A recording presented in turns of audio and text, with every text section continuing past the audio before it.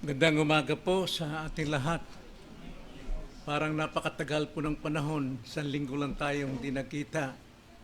Para sa akin, 1 buwan tayong di nagkita. Kaya nakakapanabik po na muli kayong makaisa sa ating pagsamba at pag-aaral ng salita ng Panginoon. Yung pwesto po ni Phoebe, Sister Phoebe, yan po yung pwesto ng nanay namin, si Ama Tuding. At bago po siya humantong sa kanyang katapusan ng buhay at siya nasa Panginoon ngayon, 91 years old, siya po'y lumapit sa akin. Seryoso siya na nakatingin sa akin at nagtanong, "Dong, ligtas ba ako?" Ang tanong ko sa kanya, "Bakit naman po, ma? Bakit kayo nakapagtanong ng ganon?" Kasi nagkakasala ako at mahina ako. Ligtas ba ako? Yan din ang tanong sa ating ngayong umaga. May katiyakan ba tayo sa ating kaligtasan? Ligtas ka ba talaga? Paano mo mapatunayan? Tinalakay natin ang Order of Salvation. Pinag-aralan natin ng ilang buwan.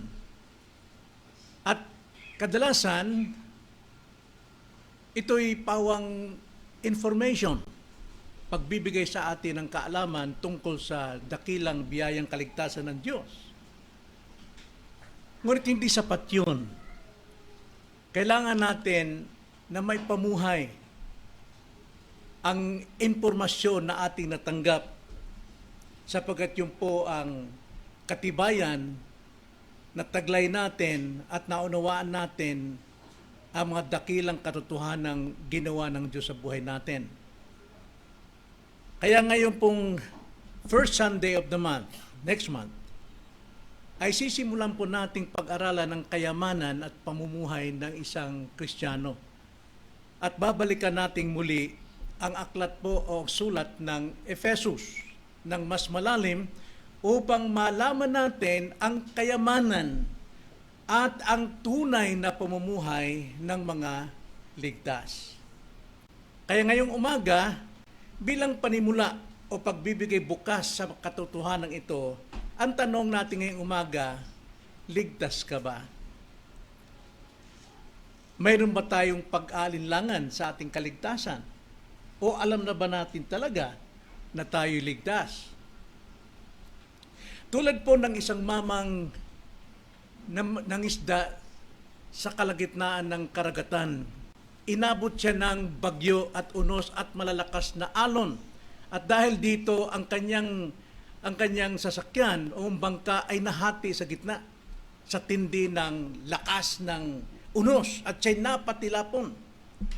At nasa kalagitnaan siya at malalaking alon, sinikap niya na mabuhay. Siya po ay lumangoy ng lumangoy upang makapaghanap man lamang ng makakapitan. Hanggang siya ay nanghina at nawawalan ng pag-asa. Ngunit sa hindi niya inaakalang pagkakataon, may humawak sa kanyang kamay. Isang matibay na kamay at ang sabi, "Hindi kita bibitiwan." At pagkatapos, nung siya po'y hawakan at siya'y hilay-hila nitong sumagip sa kanya, nagtanong siya sa kanyang sarili. At ang sabi niya, "Maililigtas kaya ako ng taong ito? Kaya niya kaya ang bigat ko? At makakayanan niya kaya ang mga malalakas na alon na ito upang ako'y tuluyang maligtas niya?"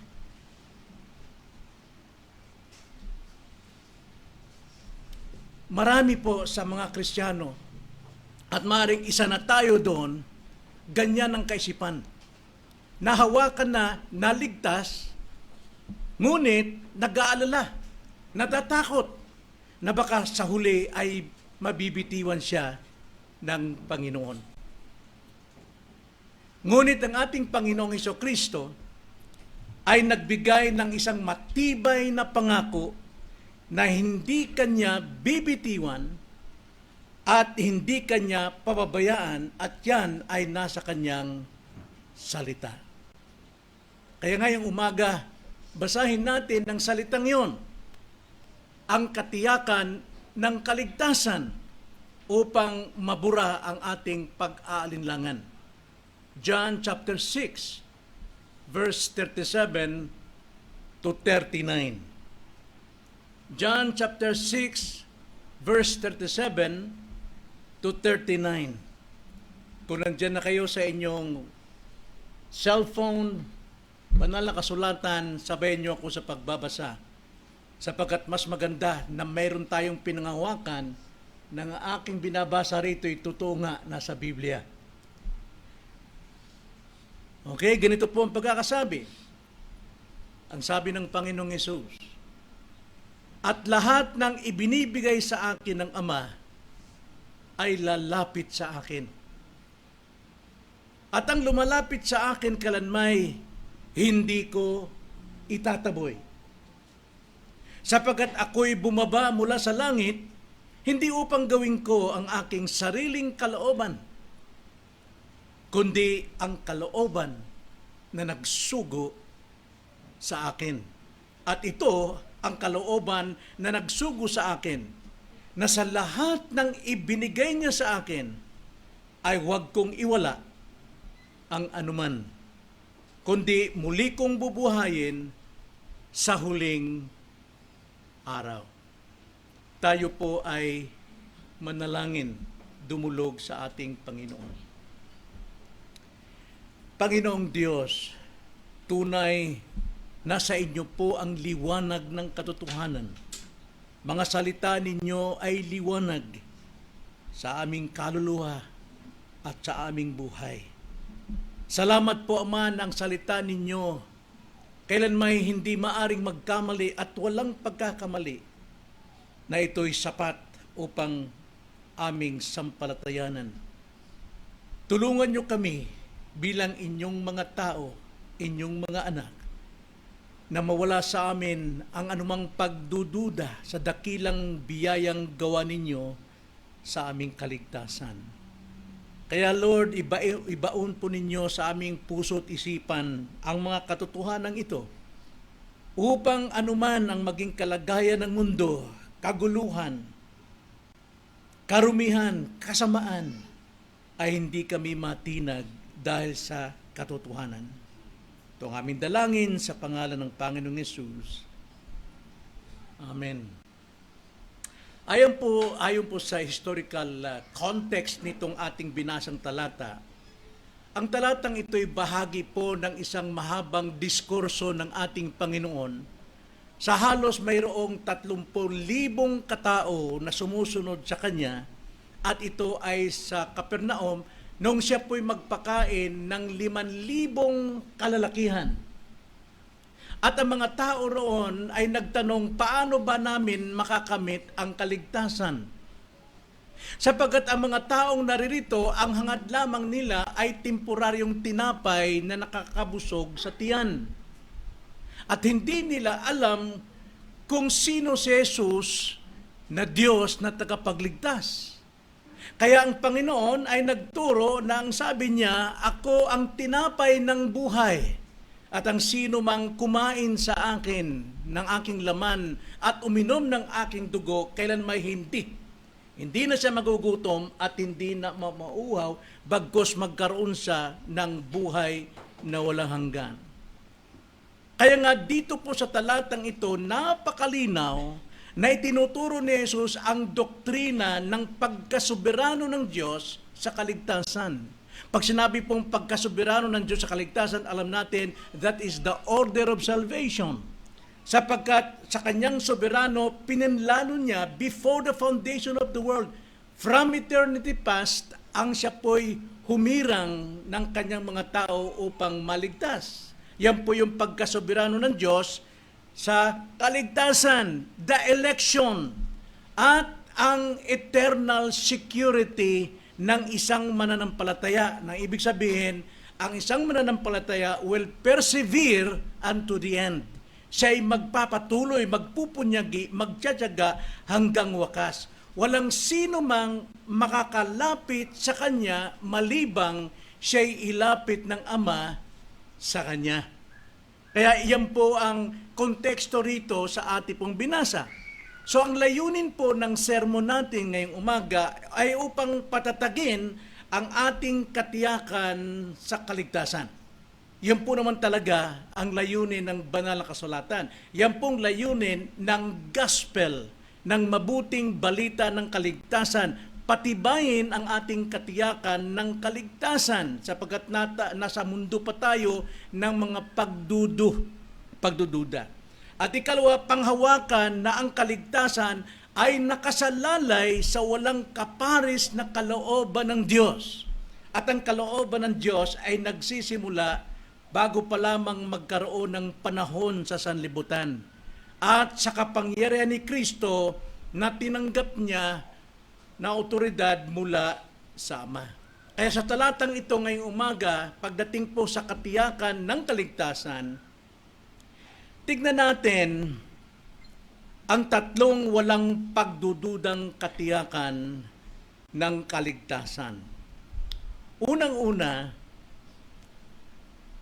ang katiyakan ng kaligtasan ng isang Kristiyano ay ang katiyakan ng pagtanggap ni Jesus sa bawat isa. Masdan ninyo ang sabi sa 37, ang lahat ng ibinigay sa akin. Hindi sinabing ang buong tao, daigdig na mga tao, kundi ang lahat ng ibinigay sa akin ng Ama ay lalapit sa akin. Lahat po, ang ibig sabihin dyan ay pan. Sa Grego po. Ibig sabihin ito ay isang nasa neuter gender. Pag sinabi pong neuter, wala pong kasarian. Bata, matanda, babae at lalaki. Meaning, yan po ay isang grupo na hinirang ng Panginoon bago pa lamang likain ang mundo. Lahat ng ibinigay sa akin ng Ama ay lalapit sa akin at ang lumalapit sa akin kailanman ay hindi ko itataboy. So ito'y malawak na paanyaya sa lahat ng mga ibibigay ng Ama kay Hesukristo.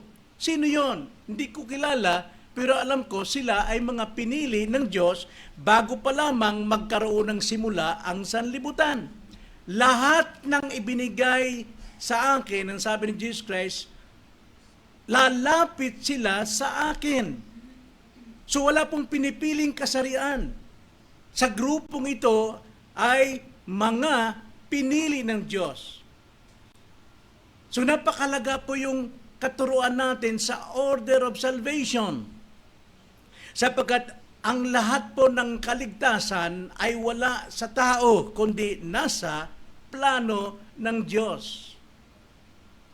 Pag pinili, yan tayo po ay napapailalim sa unconditional election. Hindi po nababatay sa ating pagkatao, hindi nababatay sa ating merito kung ano yung nagawa natin, kung sino tayo reliyoso, o tayo masipag dumadalo o kasama tayo sa ministry ng church. Hindi yun ang batayan ang pagkakapili sa iyo bago pa lamang likayin ang mundo. Wala ka pa, wala pang mundo.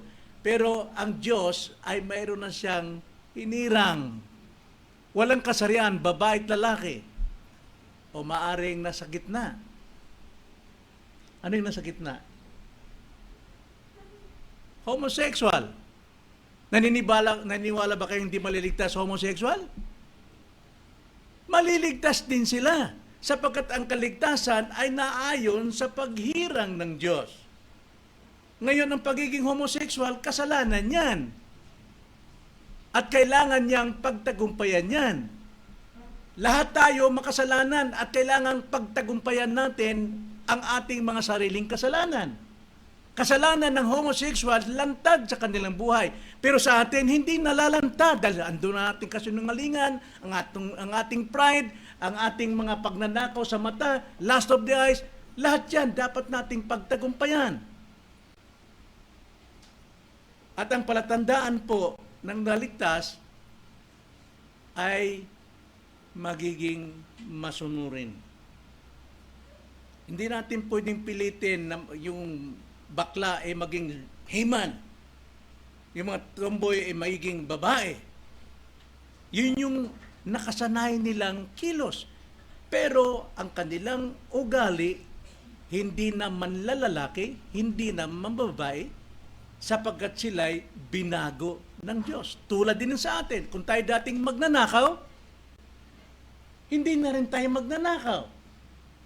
Pare-pareho tayo may kasalanan. Kaya nga, ang sabi dyan, lahat ng ibinigay sa akin ng Ama ay lalapit sa akin. Walang kasarian, neuter ang gender dito.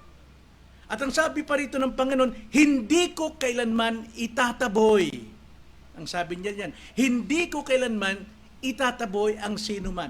Yung pong hindi kailanman, mga kapatid, sa Griego niyan ay double negative.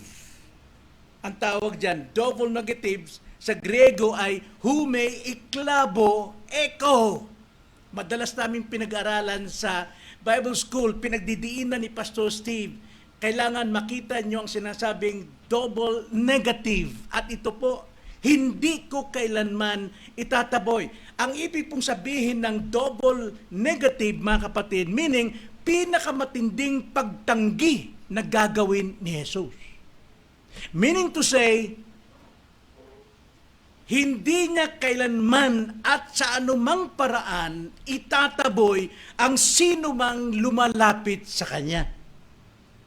Kaya ang ating katiyakan, hindi sa ating pagsisikap o mabubuting gawa, kundi sa pagtulak o pagdala ng Panginoong Diyos sa atin kay Kristo. At sinabi ni Kristo, hindi ko kailanman at sa anumang paraan itataboy ang sinumang lumalapit sa akin. Now, sino ba yung lalapit? Lahat ba ng tao? Alam natin, sa doctrine po ng ating doktrinang Order of Salvation, ang lumalapit ay sino? Yung mga pinili ng Diyos bago pa likhain ang mundo. At ang pinili ng Diyos, Kanyang tatawagin. Paano tawagin? Sa pamamagitan ng Ebanghelyo. Common and special grace. Common, lahat ng tao tinatawag sa pangangaral. Pero pagdating sa special grace o irresistible grace, ang banal na Espiritu, habang nakikinig ka ng salita ng Diyos, binabago ang puso mo. Pinapalitan ng puso mo, pinapalitan ng Espiritu mo, at ang Espiritu ng anak ay pumapasok sa loob mo. Kaya nga, ikaw po, ano pong kasunod ng calling? Regeneration. Ikaw ay pinanganak na muli. At dahil pinanganak ka na muli, binigyan ka ng repentance and faith. So therefore, doon ka na ngayon kikilos. Magre-repent ka sa iyong kasalanan at ikay sasampalataya kay Jesus. Dalawang bagay po nangyari doon. Ano yung una? Once na siya nag-repent at sumampalataya, that is conversion. Isa lang beses yan nangyayari. Bahagi natin. Naku-convert ka. So therefore, pag ikay na-convert, ikaw ay ginastify ng Diyos. Ibig sabihin, yun yung time na tatanggapin mo si Jesus. Lalapit ka kay Jesus. At dahil sa paglapit mo, you are justified. Ikaw ay inaring ganap. So hindi po basta lamang lumapit ka kay Jesus sa altar calling. Noong paglapit ni Jesus, mga kapatid, may takdang panahon yan. Hindi sa ating pamamaraan. Nanawaan nyo? Election, gawa ng Diyos. Calling, gawa ng Diyos. Irresistible grace. New birth, gawa ng Diyos. Pero binibigyan tayo ng repentance, faith and repentance upang tayo ay tumugon. Once na tayo po'y tumugon, mga kapatid, you are converted and naturally you are justified by faith alone. Kaya nga, lahat po ng lumalapit sa akin, ang sabi ni Jesus Christ, hindi ko kailanman sa anumang paraan na itataboy. So nasaan ang assurance of salvation natin? Sa ating bang ginagawa? Sa ating pagsisikap? No. Ito'y sa gawa ng Diyos, Ama at kay Jesucristo. Tulad po ng safety box. safety deposit box sa bangko. Once inilagak mo ang iyong kayamanan doon sa bangko, ilalagay nila sa safety box. At kapag ka nailagak ng iyong kayamanan sa safety box, walang magnanakaw, walang kalamidad o anumang disaster ang maaring makapagbubukas nun. Nasa kapangyarihan na ng bangko ang iyong inilagak. Ang ating Panginoong Hesukristo, higit pa sa bangko, higit pa sa anumang safety box, kapag tayo po'y lumapit sa Kanya at tayo nagsisit sumampalataya sa Kanya, ay naroon po tayo sa tiyak na kasiguruhan, walang pag-aalinlangan. Na bakit dumarating sa atin ang pag-aalinlangan? Anong sanhi? Hindi pa tayo perpekto. Mayroon pa tayong remaining sin. At ang remaining sin na yan, hanggat hindi mo nadadaig, hindi ka naalipin yan hanggat hindi mo dinadaig, mananatili sa iyo ang udyok ng lahat ng negatibo sa iyong buhay. Kaya nga, mayroon tayong laging pangangaral, pagtuturo at pag-aaral at pagbabasa ng Biblia para tayo ay managumpay sa kasalanang nasa atin pa. At lagi nating tandaan, it is no longer you who lives in you, but Christ lives in you. So therefore, live by faith. Live by faith, mga kapatid. Kaya nga, ang paanyaya sa lahat ay bukas hanggang ngayon. Bukas hanggang ngayon.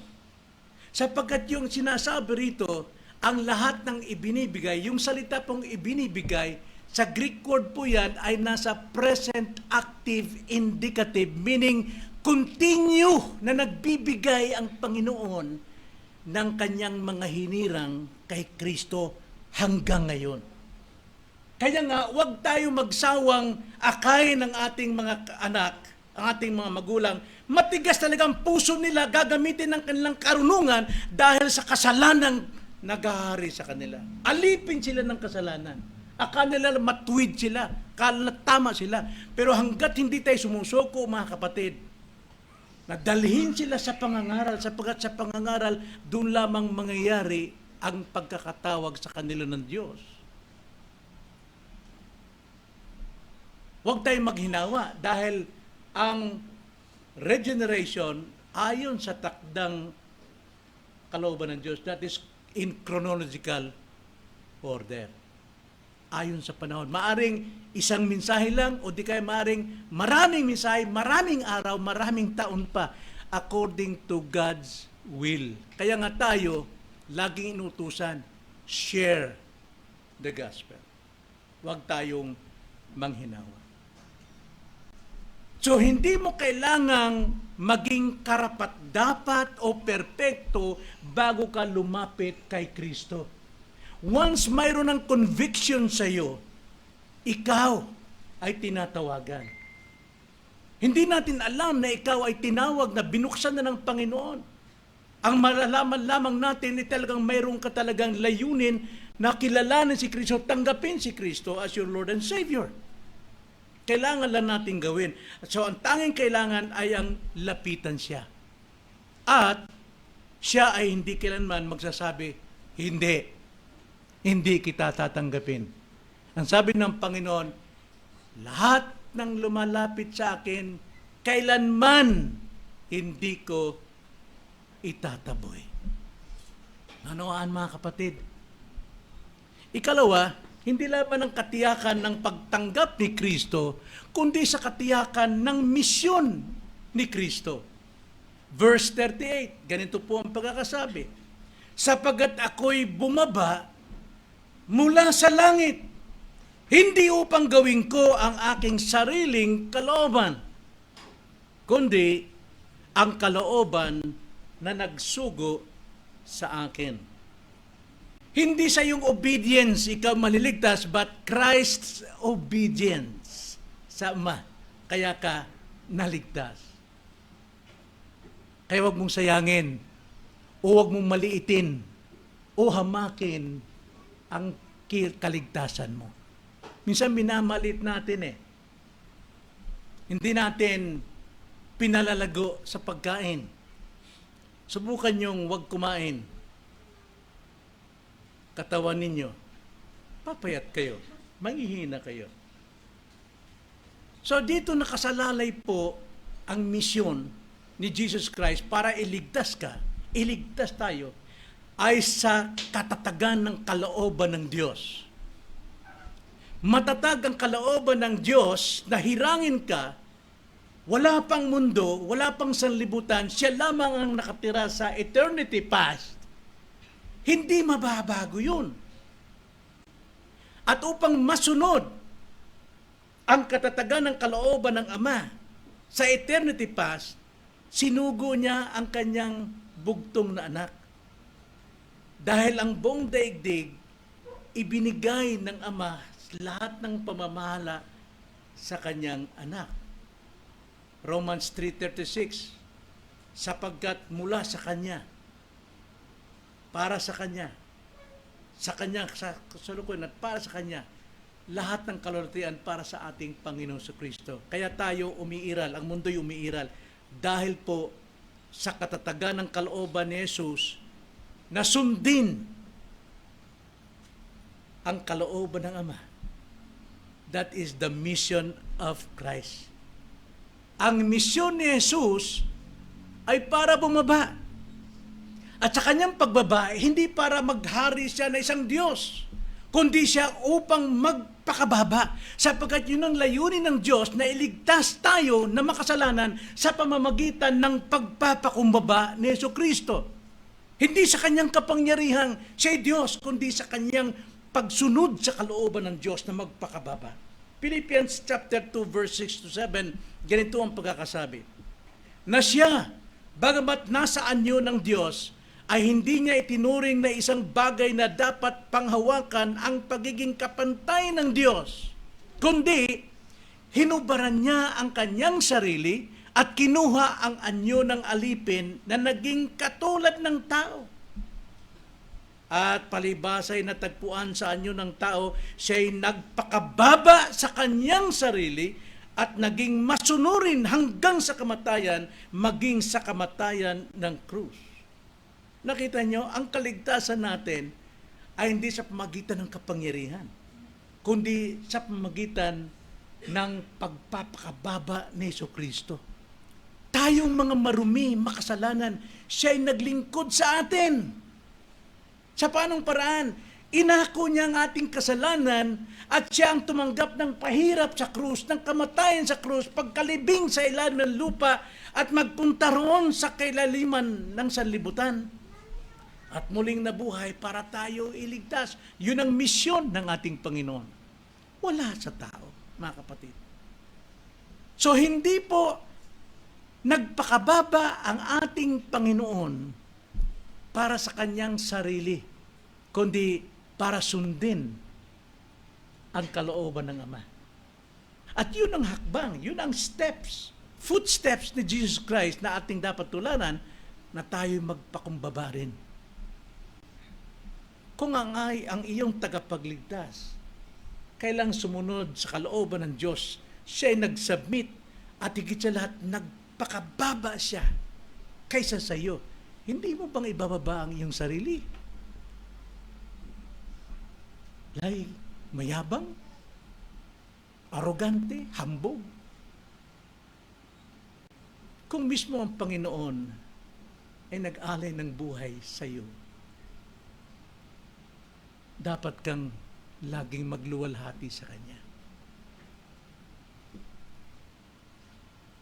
So ayon sa banal na kasulatan, sa theological interpretation, mga kapatid, kung ang kaligtasan ay nakasalalay sa kalooban ni Kristo na laging masunurin sa Ama, ito hindi mababago. Ito hindi mababago. Minsan lang siyang namatay sa krus para sa iyo. Hindi na pwedeng ulitin. So ang katatagan ng kaligtasan natin ay nasa eternal na plano ng Diyos. Wala sa atin. Na doon pa lamang sa eternidad ay nagplano ng Diyos sa lahat na nangyari sa ating kasalukuyan. Kapag ang isang kontrata na pinirmahan ng dalawang matataas na pinuno ng dalawang bansa at pinagkasunduan nila ang katahimikan at kapayapaan, walang sino mang maari makapagbabago nun. At gayon ang ginawa ng ama at ng anak. Sila po ay may kontrata, may agreement, pinirmahan nila at sila'y nagkasundo upang iligtas tayo, wala pong makapagbabago nun. Ganun po katindi ang kaligtasan natin. Huwag nating maliitin. Huwag tayo magmalaki, mas magaling tayo, mas magaling ako, mas mahusay ko. Hindi yan ang batayan. Kundi ang batayan, napakahusay ng Diyos sa buhay ko. Sino ako para magmalaki? Ang kaligtasan ay isang kasunduan sa pagitan ng ama at ng anak. Kaya ang kanyang kalooban ay mananatili at hindi kailanman mababali. So huwag pagdudahan ang pag-ibig at plano ng Diyos sa ating kaligtasan. Kahapon po, tumawag yung aking kapatid, Sister Sally, mga alas 3 ng hapon, humahagulhol. Dama ko ang kanyang kawalang pag-asa at galit sa puso. Sapagkat mayroong pagtatalo sila ni Sally at yung asawa ni Ruthie sa magiging desisyon kung anong dapat gawin kay Ruthie.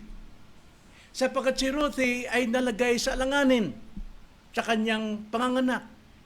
Kabuanan niya noong nakaraang 21. Pero walang palatandaan na siya ay manganganak. At ang sabi ng doktor, kailangang biyakin daw ang kanyang panubigan upang si Ruthie ay manganak. Tutol si Sally. Ang sabi niya, hindi pwede yan.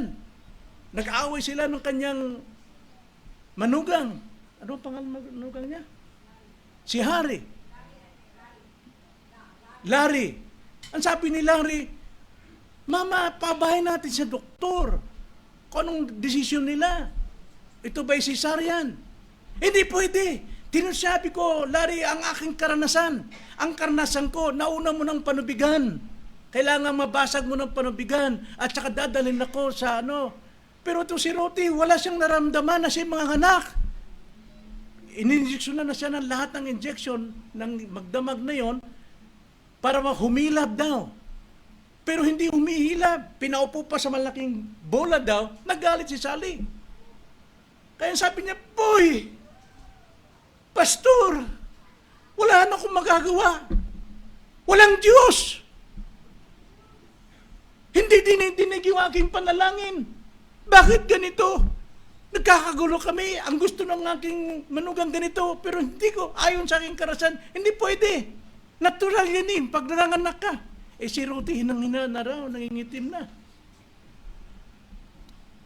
Bagaman si Sally talagang pinupursige niya na hindi siya dinidinig ng Diyos. Sabi ko, tumigil ka muna, makinig ka. Naalala mo ba ng despedida mo, tayo magkakapatid nagkatipon at naisipan ni Brother Feli na magkaroon tayo ng Bible study? At nung marinig ko na magkaroon ng Bible study, agad punta ako dun sa CR para ako'y mag-isip, Lord, bigyan mo kami ng mensahe. At ibinigay nga sa amin ng Joshua. Sa context nito, 7 hanggang 12. At pinag-aralan namin, ang aral doon, magpakatatag ka.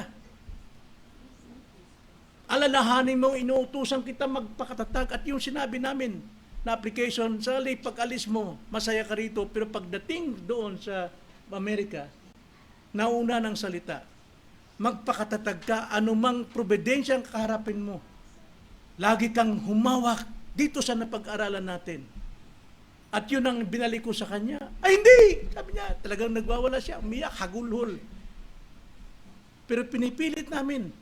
Kami ni Mama, panay amen naman si Mama. Wala sa iyo ang kontrol, Sally. Magngangawa ka man dyan, magalit ka na kay Larry, magalit ka na sa Diyos, pero Diyos pa rin may kontrol. Wala sa iyong kontrol. Isuko mo sarili mo. Yang kasalanan nagtuturo sa iyo, sa puso mo, kailangan daigin mo ng iyong pananampalataya. Pagtitiwala sa Diyos. Siguro may 1 oras kaming nag-uusap. Hanggang sabi niya, naunawaan ko na. Boy, sinabi mo sa application, huwag kang magpakasira ng loob pagdating mo ron sa mga anak mo. Harap ka ng matinding pagsubok. Pagsubok pa rin ni Sally sapagkat itong si Tina hindi natanggap sa trabaho. Eto na naman. Parang nasisiraan naman ng ulo. Sabi ko, Sally, nandiyan ka. Nandiyan ka hindi para saktan ng anak mo, para sirain ng anak mo. Nandiyan ka upang aliwin ang anak mo. Magpakita ka ng liwanag ni Kristo na hindi ka natitinag sa problemang dinanas niya. Sapagkat si Tina, bagamat sabihin ko na matibay sa panampalataya, marami siyang alam na bersikulo, pero sa pamumuhay, hindi siya matibay, bagsak siya. Sinisira niya ang kanyang sarili dahil sa kanyang pag-aalangan at pagdududa sa Diyos. Nangahawak sa sarili niyang lakas, nangahawak sa sarili niyang karunungan. Tingnan mo, kung hindi siya mahinang Kristiyano, hindi siya magkakanyan kay nandiyan ka. Magpakita ka ng lakas, aliwin mo siya, palakasin mo siya, ipakita mo. Utos ni Kristo yun, ipaliwanag mo ang iyong liwanag bilang liwanag ni Kristo upang makita ni Tina at muli siyang malakas, tumibay sa kanyang panampalataya. At kaninang umaga, tumawag siya muli, tumatawa. Pastor, nasarap pinakita yung picture ng apo. Nasisaryan. Sabi ko, magtiwala ka sa doktor dahil pag nagtiwala ka sa doktor, nagtitiwala ka sa Diyos dahil ang Diyos gumagamit ng mga kasangkapan. Mga doktor, may pinag-aralan niya ilang taon. Ikaw, anong pinag-aralan? Karanasan mo lang.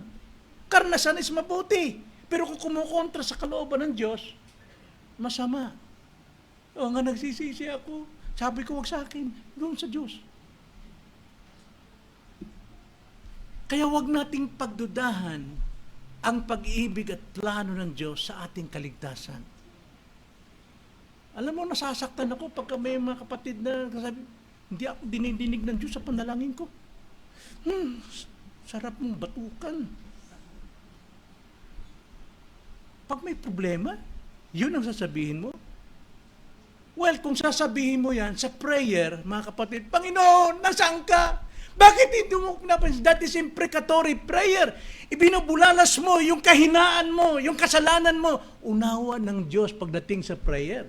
Pero kung nagre-reklamo ko sa harapan ng mga mananampalataya, harapan ng mga tao, yan po'y kawalang tiwala sa Diyos na nagpakamatay alang-alang sa iyo.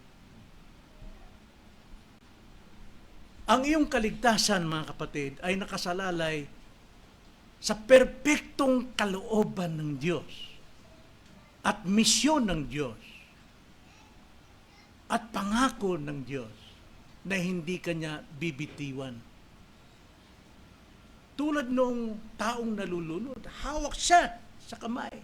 Pero nag-alilangan, ako kaya'y kanyang mapagtsatsagaan. Ang bigat ko, tsaka ang lakas ng alon. Magkakahiwalay kami. Hawak na siya, pero nagtitiwala. Well, sabihin ko sa iyo, kung ikay totoong Kristiyano, magduda ka man, hindi yan kasalanan para sa akin. Sapagkat, natural lang na tayo ay mahina, umaamin lamang tayong mahina at nagkakasala. Pero ang totoong kaligtasan, ang sabi ng Panginoon, ang sino mang lumalapit sa akin, kailanman hindi ko itataboy. Normal lang sa isang Kristiyano na nagtatanong sarili, pero hindi normal sa mga hindi Kristiyano, sapat kailanman hindi sila magtatanong, ligtas ba ako? Tungtuwa pa sila sa kanilang kalagayan. At pangatlong katiyakan, Nakita natin, una, ang katiyakan ng pagtanggap ni Jesus, ang katiyakan ng misyon ni Jesus. At ikatlo naman, ang katiyakan ng pagpapanatili ni Jesus, the preservation of Christ. Ganito ang sabi sa 39, at itong kalooban na nagsugo sa akin, na sa lahat ng ibinigay niya sa akin ay wag kong iwala ang anuman, kung hindi muli kong bubuhayin sa huling araw. Yun yung pagpapanatili ng Panginoon. The preservation of God. Once na tayo po nasa order of salvation, dumating tayo sa sanctification, we will persevere unto the end. That is our katungkulan. We have to persevere unto the end. And we can persevere because God preserves us unto the end. So ang ating lakas na makapagpapatuloy na baguhin ang ating ugali, na tayo lumayo sa kasalanan, na wag na tayong magyabang, maging arrogante, patuloy tayong nahuhubog kay Kristo, lumalago tayo sa bunga ng Espiritu Santo, lahat ng aspeto ng buhay natin, pag-ibig, pananampalataya, pagtitiyaga, pagtitiis, yan po dapat lumalago upang tayo maging katulad kay Kristo in sanctification. We can do that because God has given us a grace of perseverance to the saint. And we can persevere because God preserved us from the beginning, from eternity past, sa iyong election, sa iyong calling, sa iyong regeneration, sa iyong conversion, sa iyong justification, sa iyong adoption, sa iyong sanctification and perseverance, lahat yan ay nagpipreserve sa iyo. So ang kaligtasan natin ay walang duda. Tiyak tayo. So therefore, rejoice! Rejoice! Ano man ang kalagayan natin, anumang sitwasyon natin, magalak tayo. Sapagkat tayo yung pinakamayaman. At yun ang nais kong ituro sa Book of Ephesians. Yung kayamanan natin, paano natin ito ipamumuhay. So, ang kapangyarihan ni Kristo ay nasa huling araw pa rin. Mamatay man tayo sa panahong ito, pero ang pangako niya, bubuhayin pa rin tayo sa huling araw. There will be resurrection. So makita natin ang kapangyarihan ng pagkaliligtas sa atin, hindi nagkakaroon ng katapusan. Pinagdidiinan dito sa ating talata, ng kaligtasan natin, ang pagpapanatili sa atin ay kalooban ng Ama sa anak. God's will to His Son. So ang pinakamalinaw na katunayan ng eternal security or perseverance of the saints ay kaligtasang sinimulan ng Ama at ginawa, tinanggap ng anak at pinanatili ng anak hanggang sa huli. Kahit ikay mamatay sa laman, pero muli kang bubuhay ng ating Panginoon. Ito ang kalooban ni Jesus sa lahat ng mga hinirang. Sa lahat ng mga hinirang. Ang sabi niya, lahat ng ibinigay sa akin ay wag kong, nakita na naman yung double negative. Wag kong iwala ang anuman, kundi muli kong bubuhayin sa huling araw. So, ang ultimate proof ay ito. Pangako ni Kristo, hindi mawawala ang sinuman, anuman ang mangyari. Resurrection ay ang nagtatapos na proseso ng kaligtasan gawa ng Ama at ni Kristo sa isang Kristiyano. Ito yung isang pagpapatunay ng lahat ng ibinigay sa Kanya ay nananatiling Kanya. Walang sino mang makakaagaw. John 10:30, ako at ang Ama ay isa. Sa immediate context, 28, walang sino mang makakaagaw sa aking kamay at sa kamay ng aking Ama, sapagkat ako at ang Ama ay isa. Yan po ang katiyakan natin. Alam mo, sa kultura po ng mga Hudyo, ang pastol doon, masabi nating ang pastol ang pinaka matalinong tao sa lugar nila. Bakit po? Average na inalagaan ng pastol sa kanila is 100 sheep.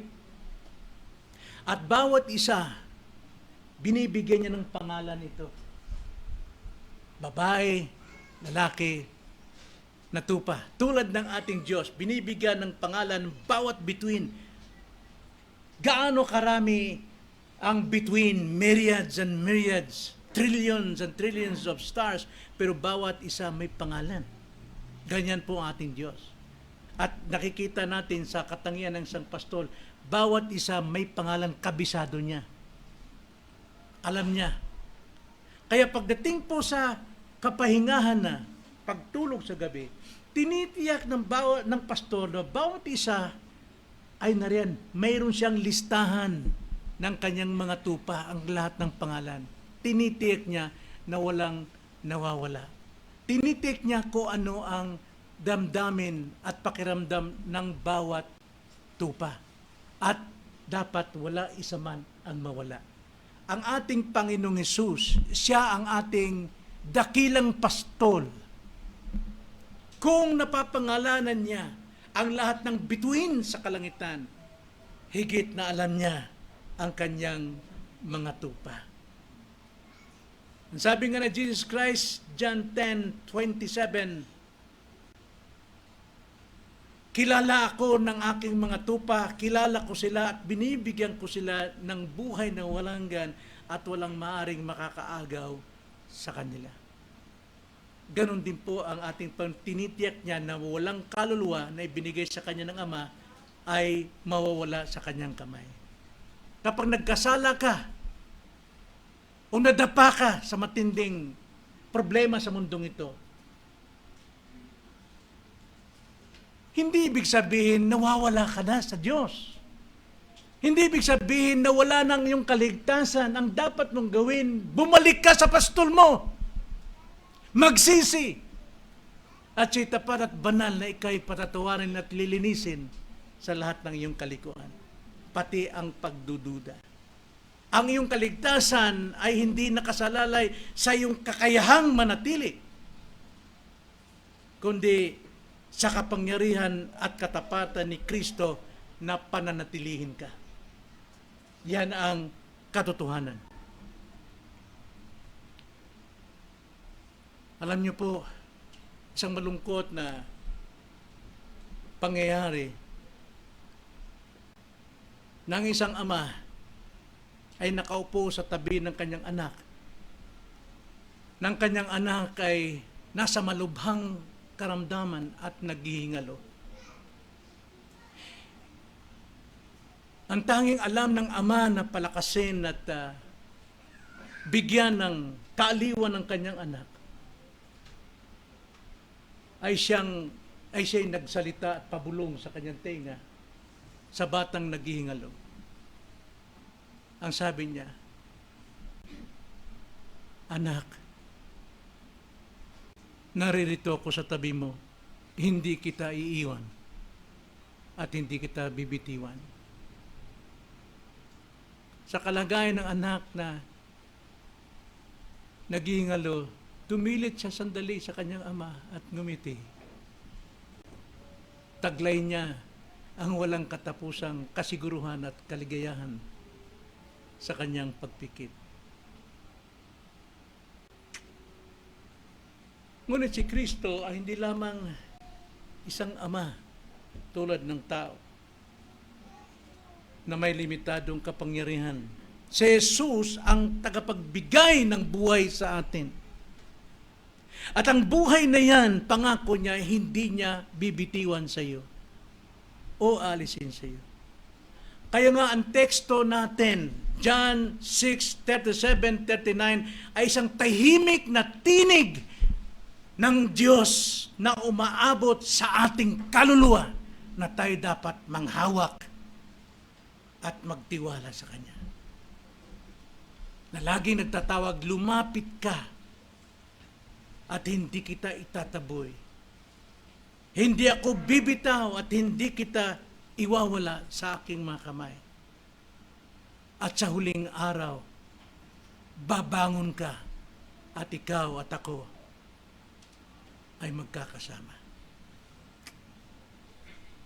Tanong ko rito, maring sa isip mo, damdamin mo, ikaw ay ligtas na. Pero tanong ko sa iyo, paano mo na-check?